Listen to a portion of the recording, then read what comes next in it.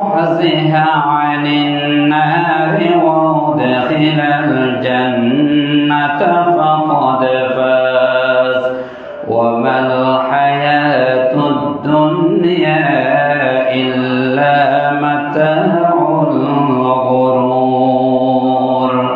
صدق الله مولانا العظيم وصدق رسوله النبي الحبيب الكريم، ونحن على ذلك لمن الشاهدين والشاكرين، والحمد لله رب العالمين.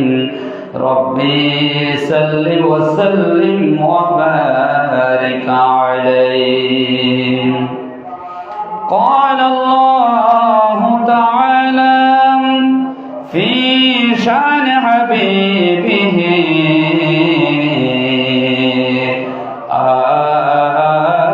آمرا ومخبرا: إن الله وملائكته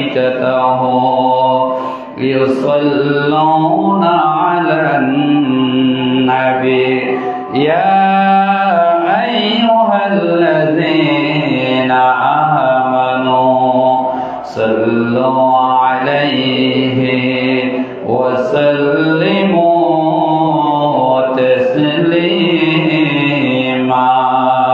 صلى الله على سيدنا محمد.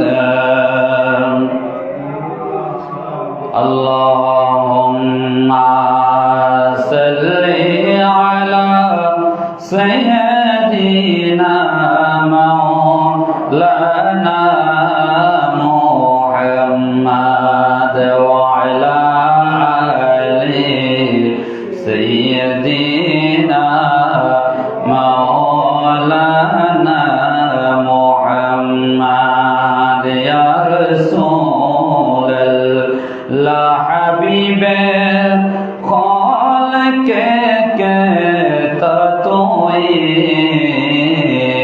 बरगोज़िदा ज़ुल जलाले पाको बेहमता तोए। अल्लाहुम्मा मौलाना मुहम्मद वअला आलिहि सय्यदिना। अरशरी से सिजदाए पड़े कंदन नबी जारे जार। ओगो अल्लाह माफ करे दाओ उम्मत आमार गुनहगार। अल्लाहुम्मा सल्ली अला मौलाना मुहम्मद वअला आलिहि सय्यदिना मौलाना मुहम्मद। सल्लल्लाहु या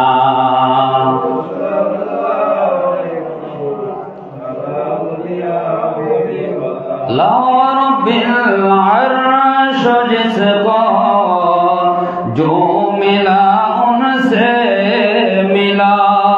ला रब्बिल अर्श जिसको जो मिला उनसे मिला। बटती है कौनैनों में निअमते रसूलुल्लाह की। सल्लल्लाहु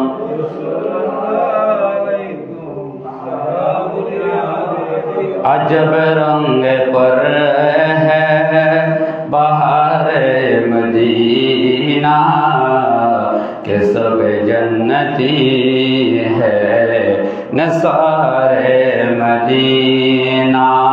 बने आसमां मंज़िल बिन मरियम गेला मुकाता জিদারে মদিনা সালাতুন ইয়া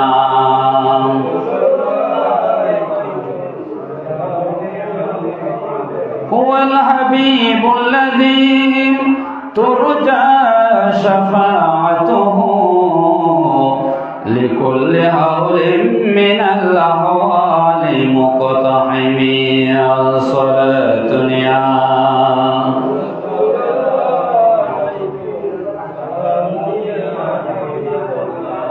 উপস্থিত শ্রদ্ধাভাজন মুসল্লিয়ান ইকরাম, পর্দার আড়ালের মা ও বোনেরা, অনলাইনের মাধ্যমে দেশে ও প্রবাসে যে যেখান থেকে পবিত্র শাবানুল মুআজ্জম শরীফের তৃতীয় জুমার আলোচনা শুনতে পাচ্ছেন, সবাইকে সালাম জানাই। আসসালামু আলাইকুম ওয়া রাহমাতুল্লাহি ওয়া বারাকাতুহু। যে মহান মুনিব পরওয়ারদিগার আলম আল্লাহ জাল্লা শানুহু পবিত্র জুমার নামাজ আদায়ের জন্য মহান রব্বুল আলামিনের দরবারে আল্লাহর ঘরে আসার বসার তৌফিক দান করেছেন, সেই মহান রব্বুল আলামিনের দরবারে শুকরিয়া আদায় করি। সবাই বলুন আলহামদুলিল্লাহ। যে মহান রব্বুল আলামিন আমাদেরকে এতক্ষণ পর্যন্ত আকাই নামদার তাজদারে মদিনা সুরুর কলবসিনা নবী মুহাম্মদুর রাসূলুল্লাহ সাল্লাল্লাহু আলাইহি ওয়াসাল্লামের উপর দরুদের নজরানা পেশ করার জন্য আল্লাহ পাক আমাদেরকে হায়াত দিয়েছেন, সেই মহান রব্বুল আলামিনের দরবারে আরেকবার শুকরিয়া আদায় করে সবাই বলুন আলহামদুলিল্লাহ। পবিত্র কোরআনুল মাজিদ ফুরকানুল হামিদ সূরা বাকারা শরীফের 185 নম্বর আয়াত কারিমা আমি তেলাওয়াত করলাম। বরকত এবং সওয়াব হাসিলের উদ্দেশ্যে যে পবিত্র শাবানুল মুআজ্জম আর অল্প কিছুদিন পরে পবিত্র মাহে রমাদানুল মুবারক আমাদের কাছে আগমন করতেছে, যেই পবিত্র শাবানুল মুআজ্জম শরীফ এই মাসের অত্যন্ত ফজিলত, গুরুত্ব, তাৎপর্য রয়েছেন। সাথে সাথে আল্লাহর হাবিব দু জাহানের বাদশা নবী মুহাম্মদুর রাসূলুল্লাহ সাল্লাল্লাহু আলাইহি ওয়াসাল্লাম ইবাদতের জন্য তাগিদ দিয়েছেন, বেশি বেশি নফল নামাজ, বেশি বেশি কোরআন তেলাওয়াত, বেশি বেশি দান খয়রাত এবং এই মাসে বেশি বেশি আল্লাহর দরবারে ক্ষমা ইস্তিগফার করার জন্য আল্লাহর হাবিব উম্মতকে শিক্ষা দিয়েছেন। জোরে বলেন সুবহানাল্লাহ। আল্লাহর হাবিব আমাদেরকে শিক্ষা দিয়েছেন, এই মাসে তোমরা বেশি বেশি আল্লাহর কাছে তওবা করো, ক্ষমা প্রার্থনা করো। যদি ক্ষমা প্রার্থনা করতে পারো, মাহে রমজান মাস আগমন করলে ওই লাইলাতুল কদর রাতে আল্লাহ পাক তোমাকে সেই নিয়ামত দান করবে। জোরে বলেন সুবহানাল্লাহ। আল্লাহ পাক আমাদেরকে যে নিয়ামত দান করেছেন, উত্তম নিয়ামতের ভিতরে আল্লাহর হাবিব উম্মতে মুহাম্মদের জন্য বড় নিয়ামত। জোরে বলেন সুবহানাল্লাহ। 2 নম্বর হচ্ছে দেখি, আমাদের যে আল্লাহ পাক আমাদেরকে হায়াত দিয়েছেন, মাউত দিয়েছেন, জিন্দেগি আমাদেরকে যে দুনিয়াবি হায়াত দিয়েছেন, এটা আমাদের জন্য বড় একটা নিয়ামত। জোরে বলেন সুবহানাল্লাহ। কারণ আল্লাহ পাক আমাদেরকে দুনিয়াতে না পাঠাইয়ে মায়ের গর্ভ দেখে আমাদেরকে মৃত্যু ঘটাতে পারতেন, ঠিক কিনা? আল্লাহ আমাদেরকে মৃত্যু দিতে পারতেন, কিন্তু আল্লাহ পাক আমাদের প্রতি দয়া মেহেরবান করেছেন। আল্লাহ পাক আমাদেরকে মহব্বত করেছেন, ভালোবেসেছেন এবং আমার নবীকে আমাদেরকে ভালোবাসেছেন। সেই জন্য আমরা মুসলমানের ঘরে জন্ম হয়েছি, আমরা নবীর কালিমা জবান দিয়ে পড়েছি এবং মুসলমানের ঘরে জন্ম হওয়ার পরে ইমাম মুয়াজ্জিনের মাধ্যমে আমাদের কানে আযান শুনতে পেরেছি। এটা আমাদের জন্য বড় নিয়ামত। আল্লাহ বললেন তোমরা সবাই কি বলবো? আলহামদুলিল্লাহ, আল্লাহর দরবারে প্রশংসা করবা। জোরে বলেন সুবহানাল্লাহ।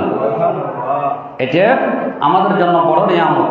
আমরা সৌভাগ্যবান, অন্যান্য নবীদের চেয়ে শ্রেষ্ঠ, আমরা ভাগ্যবান হইলাম। এবং আমাদের হায়াতের মধ্যে আল্লাহ পাক অনেক হায়াত দিয়েছেন। উম্মতে মুহাম্মদী হিসেবে আমাদের যতটুকু প্রয়োজন ততটুকু আল্লাহ এক একজনকে এক একটা বাজেটে দুনিয়ার মধ্যে হায়াত দিয়ে পাঠিয়েছেন, ঠিক কিনা কথা বলেন? দুনিয়ার সমস্ত সব কিছুর একটা কি আছে? লিমিট আছে, বাজেট আছে। আল্লাহ আমার বললেন আমার বান্দার প্রতি আমি কি দিয়েছেন? বাজেট দিলাম, হায়াত দিলাম। এবং আখির জামানার নবীর উম্মত। আমার নবীর কাছে সাহাবায়ে কিরাম জিজ্ঞাসা করেছিলেন, ইয়া রাসূলুল্লাহ, আপনার উম্মত কত বছর পর্যন্ত হায়াত পাবে? আমার নবীজি বললেন, আমার উম্মত 60 থেকে 70 বছর পর্যন্ত পৃথিবীর মধ্যে হায়াত পাবে। জোরে বলেন সুবহানাল্লাহ। এইভাবে গড়ের ভিতরে যখন গড় মিলানো হয় তখন অনেক মানুষ আমাদেরকে প্রশ্ন করে, হুজুর আমার তো দাদা 100 বছর 115 বছর পর্যন্ত হয়ে গেল, কিন্তু আল্লাহ পাক হিসাব করেছেন, গড়ে হিসাব করেছেন কত পর্যন্ত? 60 থেকে 70 পর্যন্ত। জোরে বলেন সুবহানাল্লাহ। দেখেন আজকে দুনিয়ার মধ্যে আসার কি আছে? সিরিয়াল আছে, কার পরে কে আসবে, কিন্তু যাওয়ার সময় কোনো সিরিয়াল নেই। ঠিক কিনা কথা বলেন? দুনিয়ার কাজের মধ্যে একটার পর একটা সিরিয়াল থাকে, একটার পরে কোনটার পরে কোনটা কি করবেন সিরিয়াল আছে। দুনিয়ার ভিতর সব কিছুর সিস্টেম আছে, আল্লাহরও একটা সিস্টেম আছে। আল্লাহ বললেন দুনিয়ার মধ্যে পাঠানোর সময় একটা সিস্টেম হচ্ছে, বড় ভাই আগে, মেজো ভাই পরে, ছোট ভাই পরে, এরকম কি আছে সিস্টেম আছে। আর দুনিয়া থেকে নামার সময় আমি আল্লাহর সিস্টেম হচ্ছে, আমি আল্লাহ যারা আগে ডাক দেবো তারা নিয়ে যাবো। জোরে বলেন সুবহানাল্লাহ। এটা আল্লাহর ইচ্ছে। আল্লাহ বলেন সেই ক্ষমতা দুনিয়ার কাউকে দিই নাই, কোনো দুনিয়ার রাজা বাদশাহকে দিই নাই, কোনো নবীকে দিই নাই, একমাত্র আমি আল্লাহ সেই ক্ষমতা আমি আল্লাহর হাতে রেখে দিয়েছি। জোরে বলেন সুবহানাল্লাহ। সেজন্য আল্লাহ পাক কোরআন হাকিমের ভিতরে বিভিন্ন আয়াতের মাধ্যমে আল্লাহ পাক জানিয়ে দিলেন, বিসমিল্লাহির রহমানির রহিম, কুল্লু নাফসিন যায়িকাতুল মাউত। আমি আল্লাহ প্রত্যেক প্রাণীকে মৃত্যুর স্বাদ গ্রহণকারী বানিয়েছি। বলেন সুবহানাল্লাহ। শুধু আমরা নয়, আল্লাহ পাক বললেন প্রত্যেক প্রাণী যেগুলো আমি আল্লাহ জানওয়ালা জিনিস সৃষ্টি করেছি সব কিছুকে আমি আল্লাহ মৃত্যু দিলাম। বলেন সুবহানাল্লাহ। ইনসানের যেমন মৃত্যু আছে, জিনেরও আছে, এবং গাছগাছালিরও, পশু পাখিরও আছে। জোরে বলেন সুবহানাল্লাহ। আল্লাহ বলেন আমি কি দিলাম? প্রত্যেক প্রাণীরে আমি যেগুলো জান দিয়েছি সেগুলো আমি আবার মৃত্যু দিয়েছি। জোরে বলেন সুবহানাল্লাহ। এরপর আল্লাহ তাআলা বলেন, ওয়া ইন্নামা তুওয়াফাউনা উজুরাকুম ইয়াওমাল কিয়ামাহ। আর বান্দারা যখন দুনিয়ার মধ্যে আসবে, দুনিয়ার মধ্যে আসার পরে যখন ভালো কাজ করবে, নামাজ রোজা হজ যাকাত পড়বে, ওইগুলো ওয়া ইন্নামা তুওয়াফাউনা উজুরাকুম ইয়াওমাল কিয়ামাহ, কিয়ামতের দিন আমি রব্বুল আলামিন এগুলোর বদলা জজা দান করব। জোরে বলেন সুবহানাল্লাহ। আল্লাহ ওয়াদা করেছেন, ফামান যুযিহা আনিন নার, এরপর যারা ভালো আমল করবে না, দুনিয়ার মধ্যে 50 বছর 70 বছর 80 বছর কাটানো হলো, এই ভিতরে যারা ভালো আমল করবে, ওই কিয়ামতের দিন তাদের জন্য আমি আল্লাহ 8খানা জান্নাত রেখে দিলাম।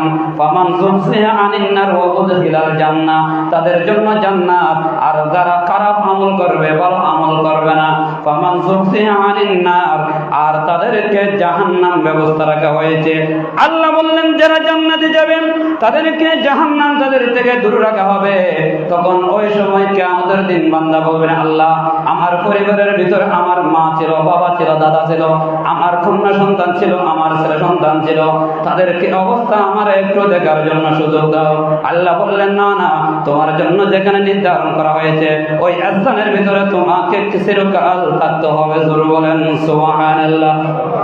এরপর আল্লাহ তাআলা বললেন, ওয়া উদখিলাল জান্নাতা ফাকাদ ফাজ ওয়া মাল হায়াতুদ দুনিয়া ইল্লা মাতাউল গুরুর। জোরে বলেন সুবহানাল্লাহ। আল্লাহ বললেন দুনিয়ার ভিতরে যা আছে প্রতারণা, মানুষ একজন অপরজনের সঙ্গে কি করে? প্রতারণা করে। মানুষ একজন অপরজনের সঙ্গে মুনাফিকি করে, কিন্তু আমি আল্লাহ বান্দার সঙ্গে মুনাফিকি করি না। বান্দারা আমি আল্লাহ ওয়াদা দিয়েছি, আমি আল্লাহ বলেছিলাম তোমাদেরকে বল, আল্লাহ ডাকলে, আমার ইবাদত করলে, নামাজ পড়লে, মসজিদে আসে জিকির করলে, নবীর হুকুম শরীফ পড়লে আমি আল্লাহ জান্নাত দেব ওয়াদা দিয়েছি। কিন্তু ওই ওয়াদা কিয়ামতের দিন আমি রব্বুল আলামিন বান্দাকে আমি ওয়াদা পূর্ণ করে করে দেব। হুজুর বলেন সুবহানাল্লাহ।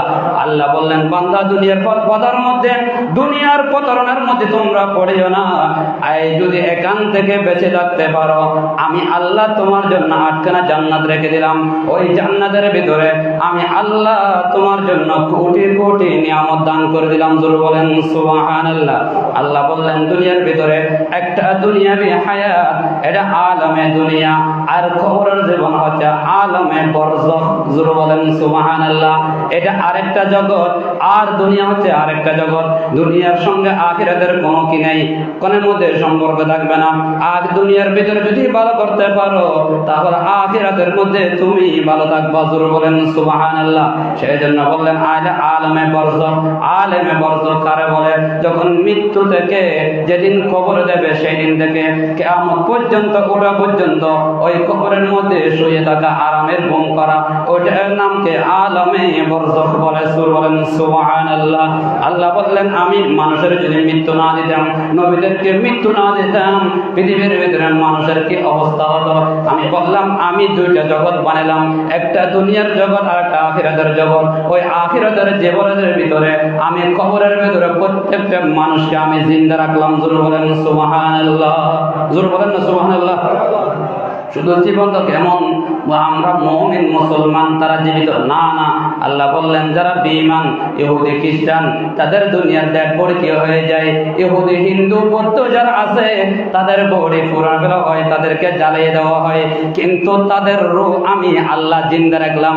মুসলমানের আমার মুমিন বান্দাদের জীবন কি হয়, তাদের কবরের ভিতরে মাটি এঁকে ফেলবে, মাটি গ্রাস করে ফেলবে, কিন্তু তাদের রূহ আমি আল্লাহ জিন্দা রেখে দেব। হুজুর বলেন সুবহানাল্লাহ। আল্লাহ বললেন আমি দুনিয়ার ভিতরে মানুষের জন্য কিছুক্ষণের জন্য মৃত্যু দান করে, কিন্তু আলমে বরজখের মধ্যে যখন যাবে তার জীবন আবার সেখান থেকে শুরু হয়ে যাবে। হুজুর বলেন সুবহানাল্লাহ। আল্লাহ বললেন আমি একটার নাম হায়াত আর একটার নাম মওত, দুইটাকে বিশ্বাস করা এটার নাম ঈমান। হুজুর বলেন না সুবহানাল্লাহ। আল্লাহ বললেন এবং হায়াতের বিশ্বাস করতে হবে, মওতের বিশ্বাস করতে হবে। আল্লাহ বললেন মৃত্যু মানে সব কিছু শেষ নয়, মৃত্যুর পরে আরেকটা জগৎ আছে, ওই জগতের নাম আলমে বরজখ।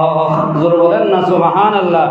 আল্লামা জালালউদ্দিন সুয়ুতী রাহমাতুল্লাহ আলাইহি শরহ সুদূরের ভিতরে বর্ণনা করলেন, উলামায়ে কেরাম বর্ণনা করলেন মৃত্যু মানে মানুষের সঙ্গে দুনিয়া থেকে কিছুক্ষণের জন্য কি হয়ে যায়, বিচ্ছিন্ন, কিছুক্ষণের জন্য বিচ্ছিন্ন হয়ে যায়।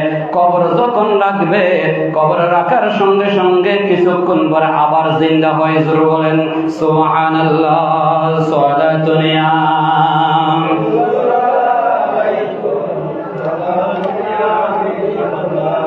আমি রব্বুল আলামিন আমার বান্দাদেরকে দুনিয়ার মধ্যে যা কিছু লাগে সব কিছু দিলাম একমাত্র আমি আল্লাহর ডাকার জন্য।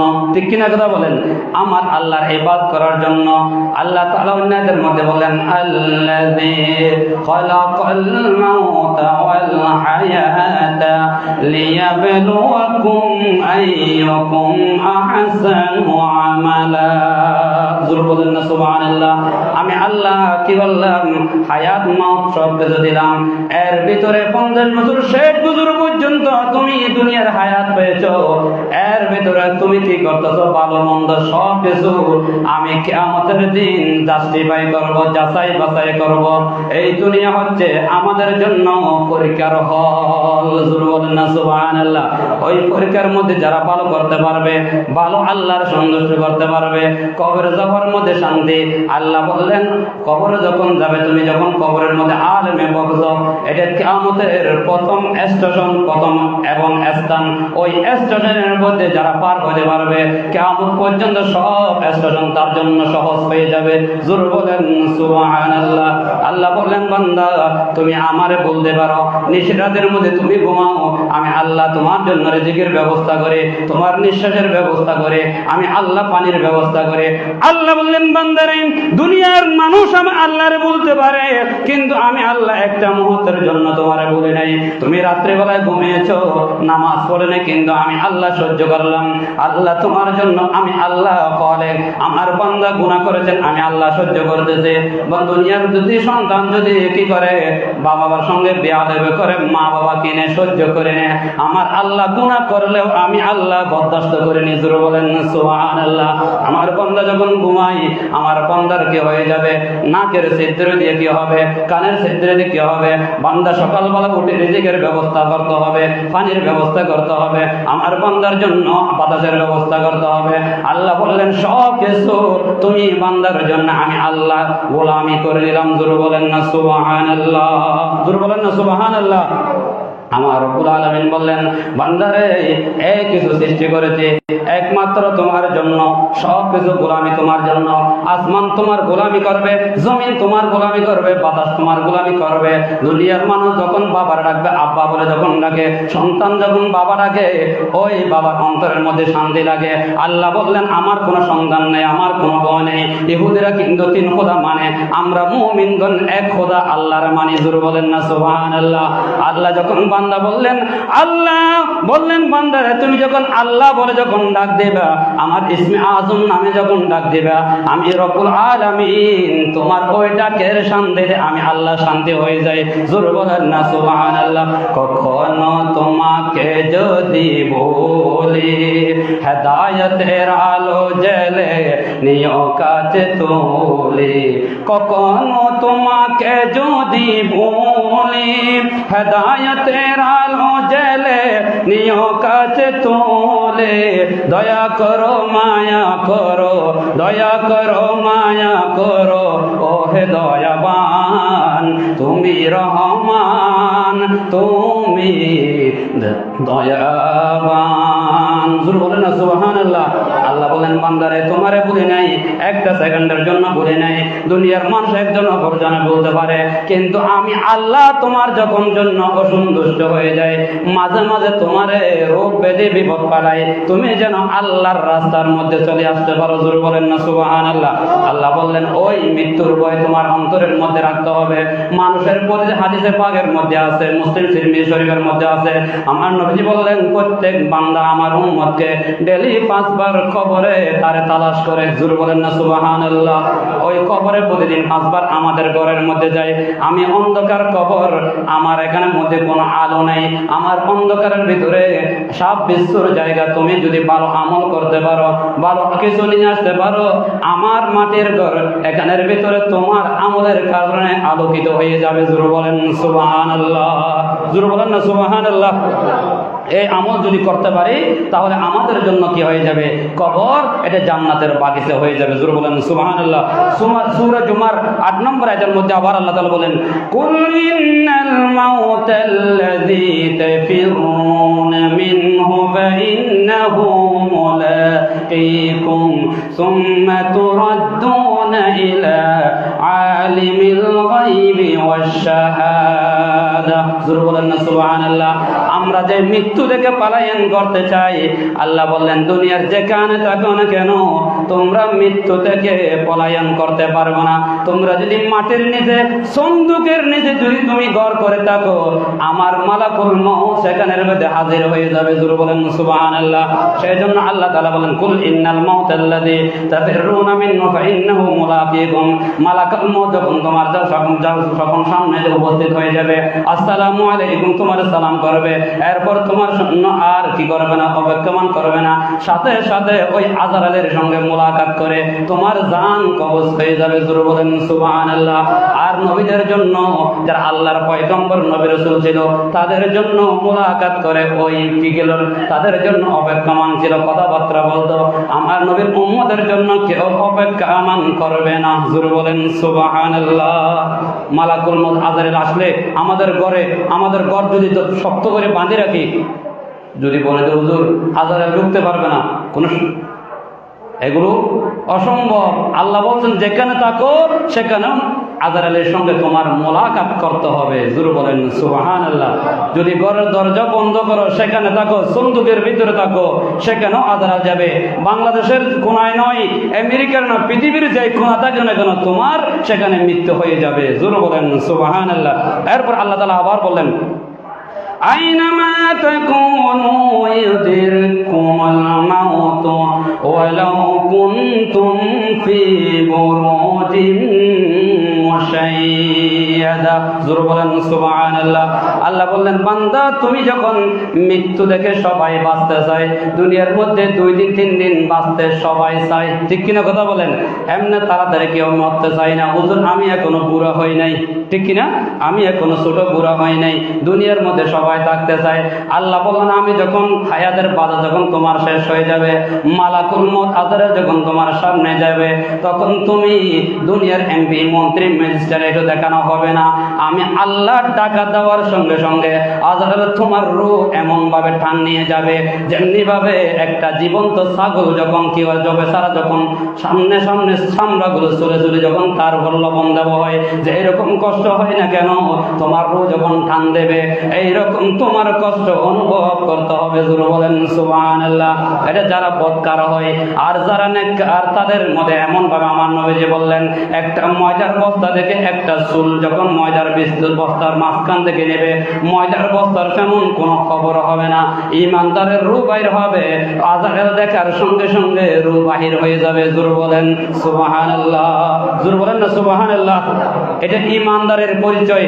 আর বেঈমানের পরিচয়, যারা বেঈমান হয়ে মরবে, আল্লাহর বদকার বান্দা হয়ে মরবে, তখন মৃত্যুর সময় তখন আজরাইল আলাইহিস সালাম যখন আসবে আমার সামনে, আপনার সামনে, প্রত্যেক তো কি করতে হবে, ওনার সঙ্গে সাক্ষাৎ করতে হবে। কেউ ওনার থেকে রেহাই পাবো না, ঠিক কিনা কথা বলেন? ছোট বলেন, বড় বলেন, পুরুষ বলেন, মহিলা বলেন, কেউ আজরাইল আলাইহিস সালাম থেকে কেউ রেহাই পাবো না। জোরে বলেন সুবহানাল্লাহ। আজরাইল আলাইহিস সালাম যখন আসবে, তখন ওই সময় আপনার যা পরিচয় দেন না কেন, ওই পরিচয় আজরাইলের সামনে চলবে না, ঠিক কিনা কথা বলেন? ওরা কাদের জন্য অপেক্ষমান করেছিল? নবীদের, আল্লাহর পয়গম্বরদের জন্য। জোরে বলেন সুবহানাল্লাহ। আজরাইল আলাইহিস সালাম যখন আসবে, ওই সময় সাথে সাথে যখন নিয়ে যাবে, তখন আজরাইল সালাম বলে, সাইবে ওই যান, সাইবে নাক দিয়ে বাহির করতে, মুখ দিয়ে বাহির করতে, চোখ দিয়ে বাহির করতে। তখন অনেক সময় আজরাইল আলাইহিস সালাম এমন ভাবে জোর টান দিবে, যখন রূহ, তখন ওনাদের রূহ চোখ দিয়ে বাহির হয়ে যায়। অনেক সময় দেখা যায় মানুষ যখন মৃত্যুর পরে কি হয়ে যায়, চোখ পরিবর্তন হয়ে যায় এবং চেহারা পরিবর্তন হয়ে যায়, এবং অনেক সময় পিছন দিয়ে নেওয়া যায়, মানুষ পায়খানা পেশরা পর্যন্ত করে ফেলে। আর যারা মুমিন তাদের কিছু হবে না, স্বাভাবিকভাবে আজরাইল সালাম দেখার সঙ্গে সঙ্গে তার রূহ অটোমেটিক বাইর হয়ে যাবে। জোরে বলেন সুবহানাল্লাহ। সাইয়েদনা মুসা কালিমুল্লাহ, মুসা আলাইহিস সালামের কাছে আজরাইল আলাইহিস সালাম এসেছিল। আজরাইল আলাইহিস সালামকে দেখার সঙ্গে সঙ্গে মুসা আলাইহিস সালাম জিজ্ঞেস করল, আজরাইল তুমি এত তাড়াতাড়ি কেন আসলো? আমি তো আরো দুনিয়ার মধ্যে কিছুদিন থাকতে চাই। তখন আল্লাহ বললেন, ও মুসা, তুমি যদি থাকতে চাও, আমি আল্লাহর কোনো সমস্যা নাই। জোরে বলেন না সুবহানাল্লাহ।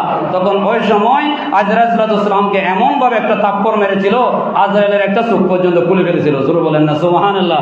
উনি পাওয়ারফুল নবী ছিলেন, অনেক শক্তিশালী নবী ছিলেন। মুসা আলাইহিস সালাম রাগান্বিত ছিলেন। তখন হঠাৎ করে আজরাইল আলাইহিস সালাম আল্লাহ দরবারে, আল্লাহ কোন নবীর কাছে পাঠিয়েছো?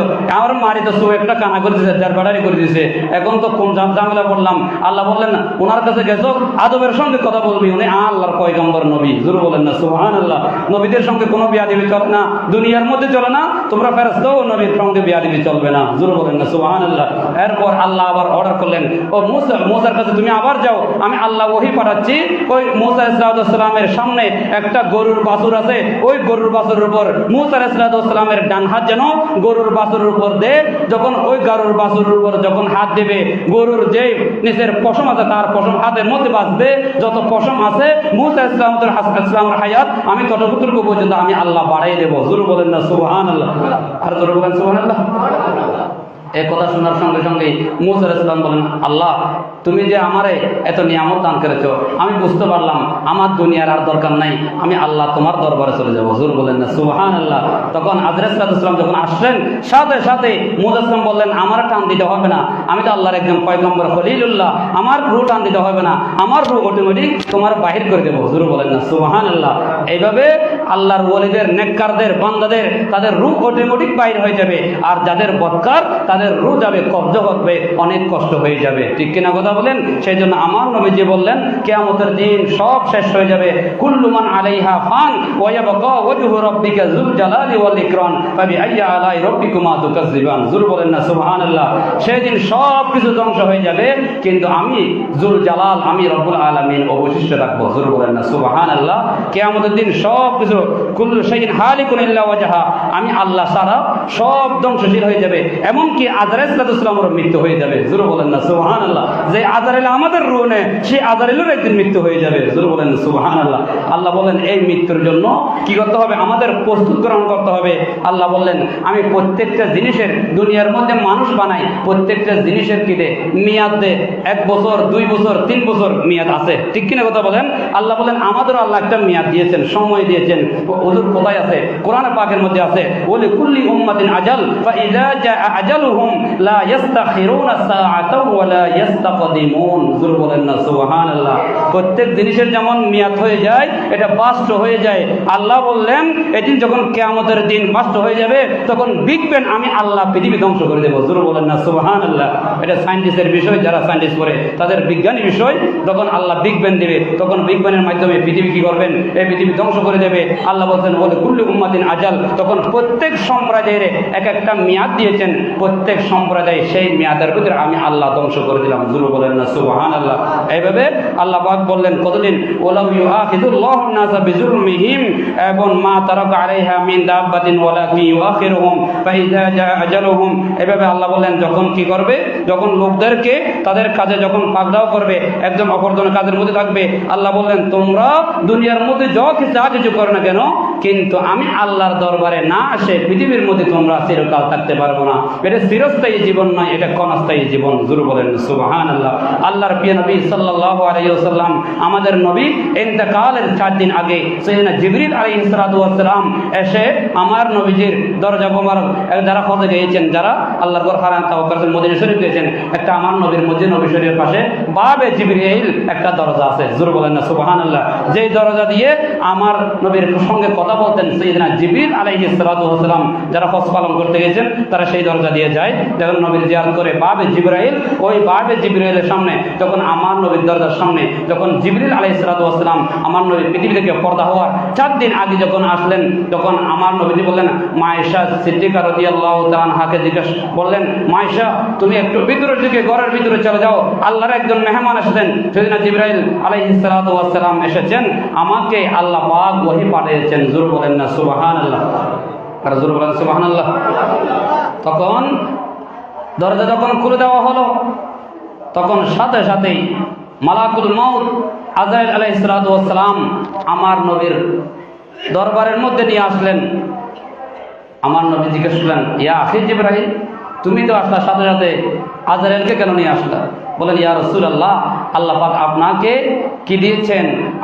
আপনাকে আল্লাহর দরবারে নেওয়ার জন্য আমাদেরকে হুকুম দিয়েছেন। জোর বলেন না সুবহানাল্লাহ। নবীর দরবারে গেলে তাআজিমের সঙ্গে কথা বলে দাঁড়ায় থাকতে হয়। সাথে সাথে নেওয়ার সঙ্গে সঙ্গে, যাওয়ার সঙ্গে সঙ্গে জান নিয়ে আসতে পারবে না। আমার বাড়িতে, আপনার বাড়িতে গেলে সাথে সাথে জান কবজ করে নিয়ে আসবে, কিন্তু মালাকুল মউত নবীদের দরবারে গেলে একটু বসে অনুমতি নেই। জোর বলেন না সুবহানাল্লাহ। যখন আমার নবীর দরবারের মধ্যে যখন গেলেন, তখন আজরাইল সালাতু ওয়াস সালাম যখন দেখলেন আমার নবী কেনে ফেললেন, বললেন আমার কলেজের টুকরা মা ফাতেমা কোথায়? বললেন আমার এদিকে আসো। তখন বললেন, কথাগুলো যখন বলতেন, নবীজির কথাগুলো শুনেই মা ফাতেমা যোহরা রাদিয়াল্লাহু তাআলা আনহা কেঁদে ফেললেন। বলেন, ইয়া রাসূলুল্লাহ, আমার মনে হয় আপনি আর বেশি দিন আমাদের মাঝে থাকবেন না। তখন এই কথা যখন বললেন, আমার নবীজি মা ফাতেমাকে ডেকে ডেকে বললেন, আমার আর বেশি দিন থাকবো না, আমার ইন্তেকালের পরে 6 মাস পরে তোমার সঙ্গে আমার সঙ্গে কবরের সঙ্গে দেখা হবে। জোরে বলেন না সুবহানাল্লাহ। আর জোরে বলেন না সুবহানাল্লাহ। তাহলে আমরা মৃত্যুবরণ করলে আমাদের কবরে নবী আসবেন কিনা? ঠিক কিনা কথা বলেন? আসবেন না? আমাদের মসজিদের পশ্চিম পাশে কবরস্থান আছে না? তো নবী আসে না? কোন মদিনা শরীফে কোন ফেড়ে তেড়ে গেছে? মদিনা শরীফ ফেড়ে যাবে? আল্লাহ বলছেন না না, মালাকুল মউত বাংলাদেশের জমিনে এবং সারিয়ার জমিনে 10টার 1 মিনিট যে দান কবজ করে, আমেরিকার জমিনে একই সময়ে হাজার হাজার মানুষ পৃথিবীর মধ্যে দান কবজ করতে পারে। জোরে বলেন না সুবহানাল্লাহ। এই ক্ষমতা দিয়েছেন কে? আল্লাহ যখন ক্ষমতা দিয়েছেন, হাদিসে পাকের মধ্যে আছে আল্লাহর নবীর আখির জামানার পয়গম্বর নবীর উম্মত যদি খাঁটি মুমিন হতে পারে, একজন ফেরেশতার চেয়ে আর উত্তম। জোরে বলেন না সুবহানাল্লাহ। কত আল্লাহ নিয়ামত দান করেছে দেখেন। যদি খাঁটি উম্মত হতে পারে, খাঁটি মুমিন হতে পারে, আল্লাহ নবীজি বলেন একজন ফেরেশতার চেয়ে আর উত্তম। জোরে বলেন না সুবহানাল্লাহ। এই নবী মদিনা শরীফ থেকে আসবে আপনার খবরে, আমার খবরে। আমরা সেই নবীর উম্মত। পরিচয় কোথায়? তখন কবর দিতে হবে সর্বপ্রথম বিসমিল্লাহি ওয়া আলা মিল্লাতি রাসূলিল্লাহ। আমার নবীর দিন মিল্লাতের উপর আমার নবীকে কি দিতে হবে? গোসাই দিতে হবে। মিনহা খলাকনাকুম ওয়া বিহা নুঈদুকুম ওয়া মিনহা নুখরিজুকুম তারাতান উখরা। আল্লাহ বলেন যে মাটি দিয়ে তোমার সৃষ্টি করলাম, সেই মাটি তোমার আবার আসতে দিতে হবে, আলমে বক্তে তোমার গ্রহণ করতে হবে। জোরে বলেন না সুবহানাল্লাহ। এই কবরে যাওয়ার আগে আমাদের কি করতে হবে? ভালো আমল করতে হবে। যদি ভালো আমল করতে পারি তাহলে আমার কবর, আপনার কবর শান্তি। ঠিক কিনা কথা বলেন? আল্লাহর প্রিয় নবী সাল্লাল্লাহু আলাইহি ওয়াসাল্লাম তিরমিজি শরীফের মধ্যে আরেক হাদিস আছে, আমার নবীজি মসজিদ নবী শরীফের ভিতরে একদিন হঠাৎ করে সফর করতেছেন, দেখতেছেন দুই কবরের মধ্যে আযাব চলতেছেন। আমার নবীর সাথে সাথে সাহাবায়ে কেরাম উপস্থিত। আমার নবী অনেকক্ষণ দোয়া করলেন এবং দুইটা খেজুর গাছের ডাল এখানের মধ্যে গেড়িয়ে দিলেন। আমার নবী তাদের জন্য দোয়া করলেন। সাহাবায়ে কেরাম জিজ্ঞাসা করলেন, ইয়া রাসূলুল্লাহ, এর আগে তো যারা কবর দিয়েছেন তাদের তো খেজুর গাছের ডাল তার সিনা বরাবর মুর্দারের দেওয়ার তো কোনো হুকুম ছিল না, আজকে আপনি দিয়েছেন। আমার নবী যে বললেন তাদের কোনো বেশি আমলের কারণে আযাব হচ্ছে তা নয়, তাদের কিছু কিছু ছোট ছোট আমলের কারণে কবরের মধ্যে আযাব হচ্ছে। আমি রাসূল দেখতে পেলাম এক নম্বর আযাব হচ্ছে, এক ব্যক্তি এক কবরের ভিতরে দেখা যাচ্ছে সেই পেশাব করে, তিনি পানি হজ করতো না, পরিষ্কার পরিচ্ছন্নতা হতো না, তার কারণে তার কবরের মধ্যে আযাব হচ্ছে। দুই নম্বরে যার কবরের দ্বিতীয় নম্বর আযাব হচ্ছে, সেই ব্যক্তি কি করতো? চুগলখড়ি করতো, সে করতো মানুষের একজনের কথা একজনের গীবত করতো, সেই কারণে কবরের মধ্যে আযাব হচ্ছে। তখন আমি রাসূল আর বরদাস্ত করতে পারি নাই। আমার আল্লাহ খালেক, আমি রহমাতুল্লিল আলামিন নবী। জোরে বলেন না সুবহানাল্লাহ। সেই জন্য আমি রাসূল কি করলাম? দুইটা খেজুরের গাছ গাড়ি দিলাম। এই খেজুর পাতা যতদিন পর্যন্ত জীবিত থাকবে তার কবরের ভিতরে তারা সেখানের মধ্যে গাজর পাতার ডাল কি করে? খোদার জিকির করে। ঠিক কিনা কথা বলেন? গাছের খোদার জিকির করে এবং পশু পাখির খোদার জিকির করে, নবীর দরুদ পড়ে। সেজন্য আমার নবীজি বললেন ওই খেজুর পাতা যতদিন পর্যন্ত জীবন্ত থাকবে তার কবরের আযাব কমে যাবে। জোরে বলেন না সুবহানাল্লাহ। সেজন্য আমরা অনেক সময় আমাদেরকে প্রশ্নবিদ্ধ করে, হুজুর কবরের মধ্যে ফুল গাছ লাগানো কি জায়েজ? হ্যাঁ, ফুল গাছ লাগাবেন। আপনারা বিভিন্ন কবরের মধ্যে দেখা যায় শিশু গাছ লাগান।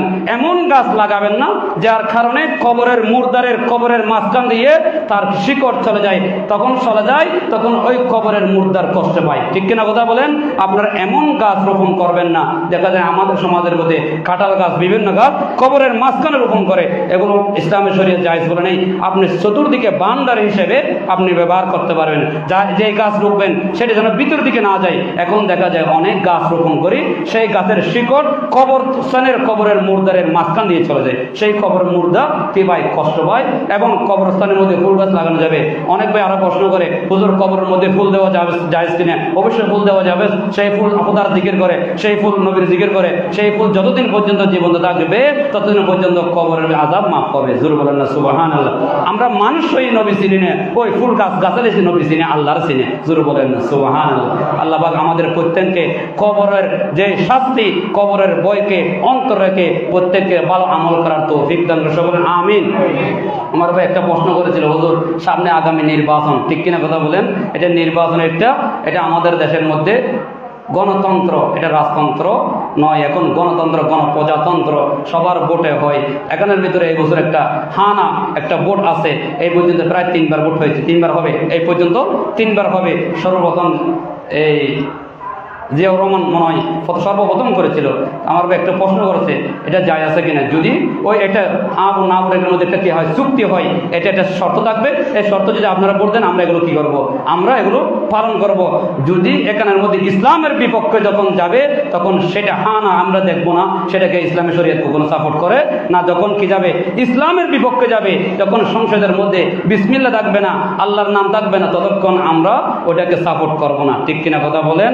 ইসলাম যেদিকে আমরাও সেদিকে, নবী যেদিকে আমরাও সেদিকে, আল্লাহ যেদিকে আমরাও সেদিকে। জোরে বলেন সুবহানাল্লাহ। আল্লাহ পাক আমাদের প্রত্যেককে সহিহ আকীদা মতো সুন্দর মতো জীবন গড়ার তৌফিক দান করুন। ওয়া আখিরু দাওয়ানা আলহামদুলিল্লাহি রাব্বিল আলামিন। যারা সারা নামাজ আদায় করলেন, আসসালামু আলাইকুম ওয়া রাহমাতুল্লাহি ওয়া বারাকাতুহু।